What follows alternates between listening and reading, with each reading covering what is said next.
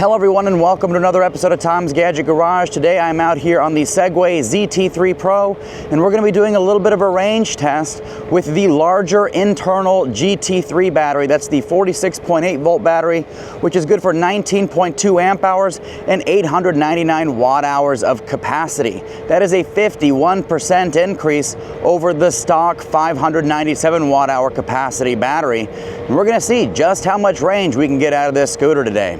Now for today's ride, I will be cruising around in sport mode with the top speed capped at 20 miles an hour, which is what I do with all of my single motor commuter scooters. And I'll also be tracking our ride with Garmin GPS. That way we have a nice, accurate, and consistent way to track this ride today, as well as compare it to other scooters. Today's route is gonna have us riding along the Powerline Trail, which is about 70% paved surface, 30% hard packed dirt, which will give us a good opportunity to ride around on a variety of riding surfaces.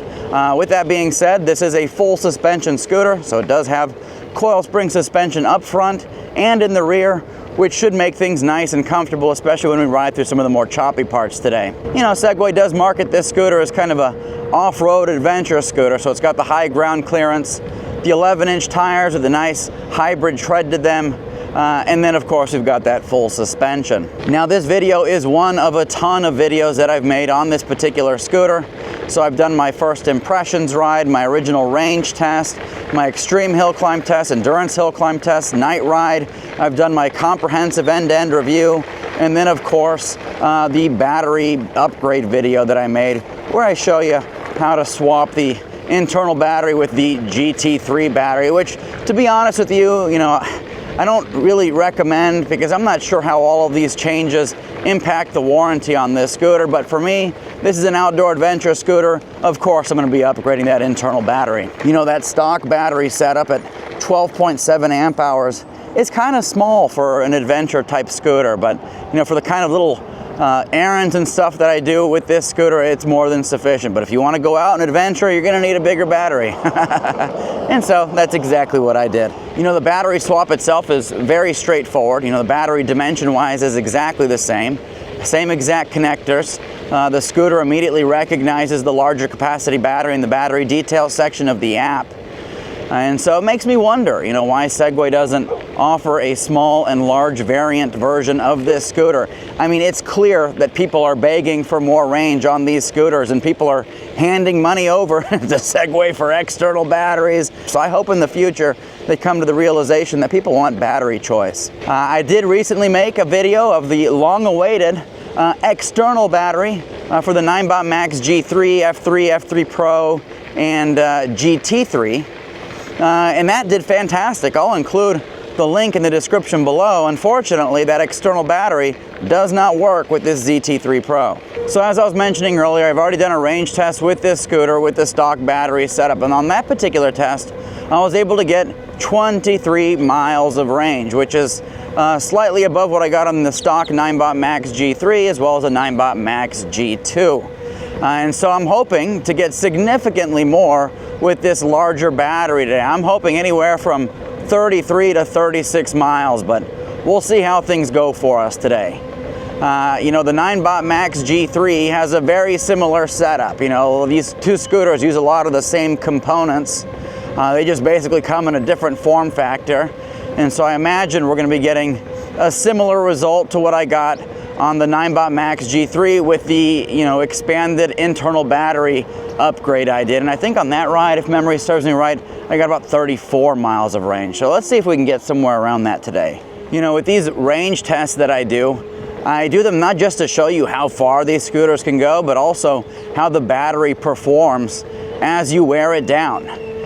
With all these PEVs, the first half of the battery is always going to be more performant than the second half of the battery. And so for that reason, I usually mark my turnaround point right at around 60 to 65% battery remaining. And thankfully, this Segway app that you see on the screen here gives us a nice voltage readout. And so we'll use that to mark our turnaround point today. And and something that I think is important to call out, because I've gotten some comments on this in the past, is I use this same route for all of my tests. When it comes to range testing scooters, consistency is the most important thing, not necessarily the kind of terrain or routes that you're taking. you know, the range tests that I do are going to be very different than the riding conditions you have. You know, some people might be out in Florida where it's completely flat. Other people might be doing their rides, you know, somewhere in Colorado in the Rocky Mountains. You know, other people might be, you know, cruising around in Virginia or South Carolina. All these places have different riding conditions. Some places have bike paths, some places don't. Some places you're gonna be riding on the street. Some places you're gonna be riding off the beaten path. But at the end of the day, it's consistency that's important. That's why I'll list at the end of this how this scooter compares not only to the stock battery setup, but to some of its peers as well. Now, right up ahead, we are gonna have a little bit of a hill climb of sorts. It's a little pedestrian bridge. It's an 8.5% grade. Shouldn't have any issues because this scooter does have 650 nominal watts of power, as well as 1,600 watts of peak power. So once again, we are in sport mode, speed capped at 20, and we are making our way up this pedestrian bridge really easily. I mean, we're accelerating up, no problem at all whatsoever. Right up and over this. It's one of the things that I love about this ZT3 Pro is that it is an excellent hill climber, even better than the Ninebot Max G3. You know, I do my extreme hill climb test up at 23% grade, and this was able to go 50% faster than the Ninebot Max G3, even though it puts out 400 less watts of peak power. All right, so coming down this bridge here, I don't have to use my brakes because we do have regenerative braking, which is currently set to weak. But if we ever needed them, this scooter does come with dual disc brakes. It's got discs up front and in the rear, which provide really good stopping power on this scooter. So as I was mentioning, this scooter is an exceptional hill climber, especially considering it's a single motor scooter. So I took it up that extreme hill climb test. I also took it up my endurance hill climb test, which for this scooter was nearly 17 miles of windy mountain roads, and it did a fantastic job. I took it up to Phoenix's South Mountain, where I typically aim to hit all 3 lookout points. Unfortunately, I didn't make it to the 3rd with this, only because we were running low on battery. In retrospect, I probably could have made it up, but then again, I don't want to be stranded on a mountain and have to phone a friend for help. But now that we've got the larger internal battery, we're absolutely going to be redoing that test. Quick little mileage update for you here. We officially crossed the 7-mile mark, and we've been cruising around for 32 minutes. And on our screen, it says we've got 80% battery, remaining voltage is right around 52.3. So we'll keep a close eye on that, especially when gauging our turnaround point. But so far, so good. One of the things that I love about the ZT3 Pro is the fact that it's got a nice large deck, and most importantly for me, a functional kick plate at the rear. That makes foot positioning a dream on this scooter. You know, you can ride it pretty much any which way you want, which is a big improvement over the Ninebot Max G3. For whatever reason, Segway didn't put a full functional kick plate on that scooter, which just baffles me because that thing cranks out upwards of 2,000 watts of peak power. So that's the biggest improvement I think Segway can make to the Ninebot Max G3. But a lot of you have asked me, you know, which one of these scooters do I prefer, the ZT3 Pro or the Ninebot Max G3? Me personally, I'll take the ZT3 Pro. I think both are excellent scooters. Just this ZT3 Pro is more of a dynamic scooter. You can ride it both on and off the beaten path. For me, it does have a more stable ride, and it's the better hill climber. And for those reasons, I take the ZT3 Pro. But the G3 is also a fantastic scooter. One of the downsides, though, with this ZT3 Pro is the fact that it's heavy. I think it weighs in right around 66 pounds, which is about 12 pounds heavier than the Ninebot Max G3. I mentioned earlier on in the video that I'm going to be marking my turnaround point right at around 60 to 65% battery remaining. And as you can see on my battery chart here, that's going to, you know, put us right at around 49 volts. So right when we get in that ballpark, we'll mark that as our turnaround point and start heading back. That way we have the best chances of making it back to our starting point without having to do the walk of shame. Right now we're cruising around at about 20 miles an hour, which is very stable on this scooter. And that's one of the things that I really like about the ZT3 Pro, the G3, the E3, all of these scooters. They actually use a trailing axle. So the axle is actually offset from the center line of the forks and stem, which kind of gives you a caster type effect, which helps improve stability. Now, I don't think I've mentioned it yet, but for this particular ride, I do weigh in at 200 pounds, and I got approximately 6 pounds of gear, so 206 pounds total. which is above and beyond the 165 pounds that Segway usually uses for testing purposes.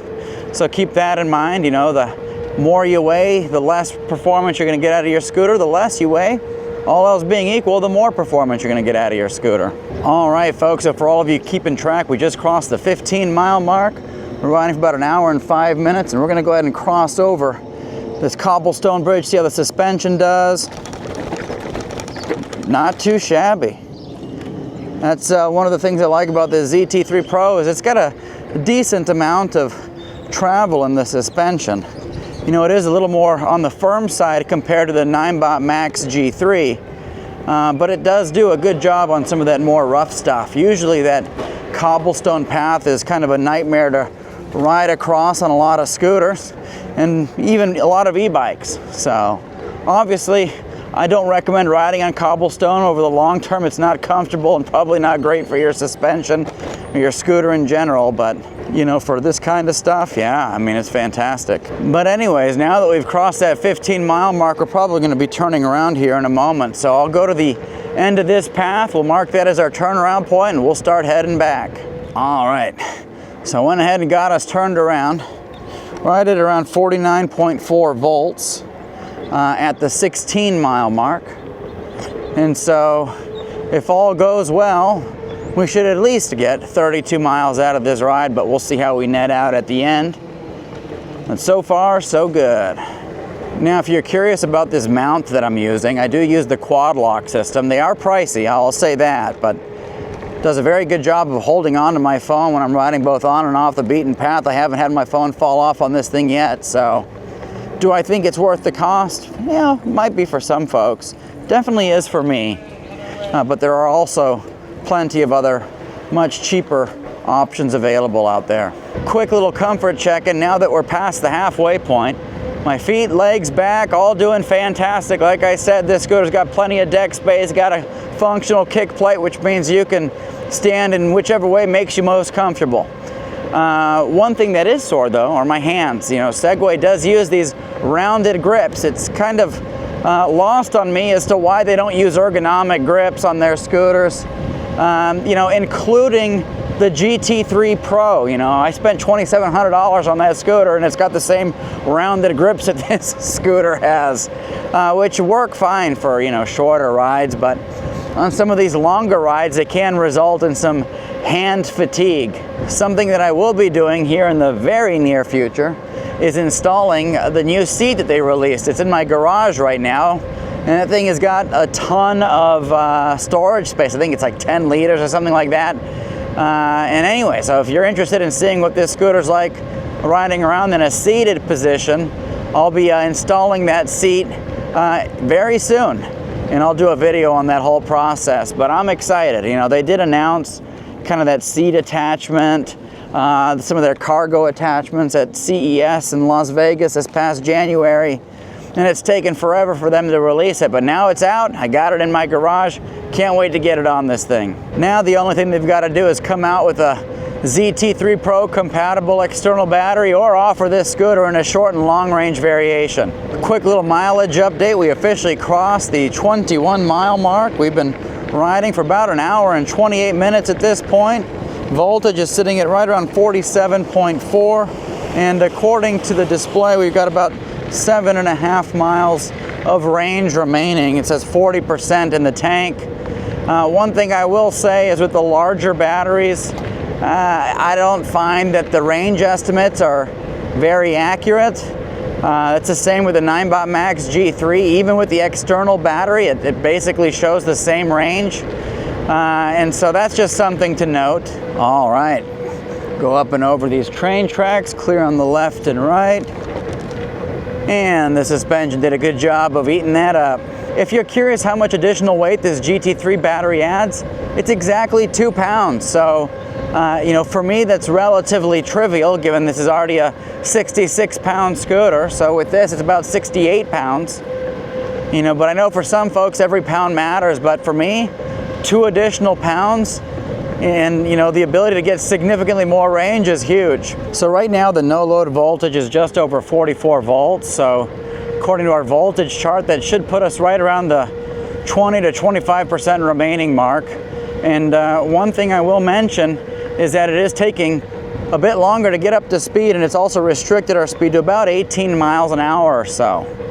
And so that's Segway's kind of seg range, previously known as ride-along technology, in full effect. And so Segway gradually reduces the power output of the scooter to maximize range. And so as you get closer and closer to zero, your speed will drop off all the way until you get to crawl to home mode, where the scooter is riding around at 7 to 9 miles an hour. Quick mileage update, we officially crossed the 28-mile mark. We've been riding around for an hour and 54 minutes. So that puts us at 5 miles beyond what we were able to get when I first did this test with the stock battery. And right now on the screen, voltage is 43.6, says we got 15% battery remaining. So we're at the bottom end of this battery. I may have miscalculated this a bit because we are still a ways away from our starting point. So I might be taking full advantage of that ride-along technology. All right, folks, so I don't know if you heard that, but the scooter's beeping at us, letting us know that we are near the end of the line. We are below 10% battery remaining. We got a single red bar on the screen. And so this is very interesting because we still have a number of miles to go. Screen says 1.7 miles. Will we make it? I'm not sure. But I think I'll definitely be doing some walking today. All of these range tests are learning experiences, and it's been a long time since I've had to do the walk of shame, but today might be it. We'll see. Right now I got throttle all the way in, still in sport mode, and we're able to maintain about 13, 14 miles an hour. So things are definitely slowing down for us. All right, folks, looks like we got some horses on the trail. I don't know what the etiquette is for horses. You know, you don't want to spook them or anything, but I'll ring my bell here. I'll pull over to the side. So one of the things that I love about Gilbert, Arizona is you got a lot of people with horses, and you see people riding horses all around this place. So definitely different. So right now, throttle's all the way in. We're maintaining about 12 miles an hour or so. It says we got 5% battery remaining. So we're definitely in crawl to home mode. Things are definitely going a lot slower right now. Now, I definitely don't recommend wearing your battery down to these levels on a regular basis. The BMS on this scooter is never gonna let you to truly get the battery down to zero. Like, the display will say zero, but the battery definitely won't be at zero. But regardless, you don't want to run these things down like this, make a habit of that. I'm just doing this for demonstration purposes, but you know, generally speaking, these lithium-ion batteries don't like to be at their extremes for very long, either 100% charged or, you know, at the bottom of the battery. And so right now I got throttle all the way in. It dropped us down to 11 miles an hour, and that's at 3% battery remaining. Just over a half mile of juice remaining in the tank. So, you know, Segway basically does this in steps where it gradually reduces your speed. Doesn't look like we're gonna have much of a walk of shame today, folks. Another win on Tom's Gadget Garage. Throttle's all the way in. Showing about 10, 11 miles an hour, so things are slowing down. It says 1% battery remaining. All right, folks, so we are at the very bottom of the battery. Literally says 0%. Although we're still able to maintain about 10 miles an hour. But things are definitely slowing down, so we'll be calling this test here in a moment. All right, folks, so there you have it. That was our range test on the Segway ZT3 Pro. On today's ride, we went 32.58 miles. We had an average moving speed of 14.8 miles an hour. We had a top speed of 20 miles an hour. Elevation gain 486 feet, and we were cruising around today for 2 hours and 22 minutes. So as you can see, we got some pretty respectable range out of this. Is ZT3 Pro with the GT3 battery upgrade. All in all, it came out to approximately 10 miles of additional range relative to the stock battery setup. So is that worth the $283 upgrade? In my book, I think it is, but it's going to depend on what your specific needs are. When we compare this to the Ninebot Max G3 with the same GT3 battery upgrade, we got about 1.5, 1.6 miles less on the ZT3 Pro, but nonetheless, very respectable performance. Let me know if you have any questions, comments, thoughts, concerns. Happy to address those in the comments section below. And if you do want to pick up one of these ZT3 scooters, I will include an affiliate link in that description. And if you use that to make your purchase, it absolutely helps support this channel and keeps the wheels moving on future reviews. As always, thank you so much for tuning into Tom's Gadget Garage. We'll see you next time.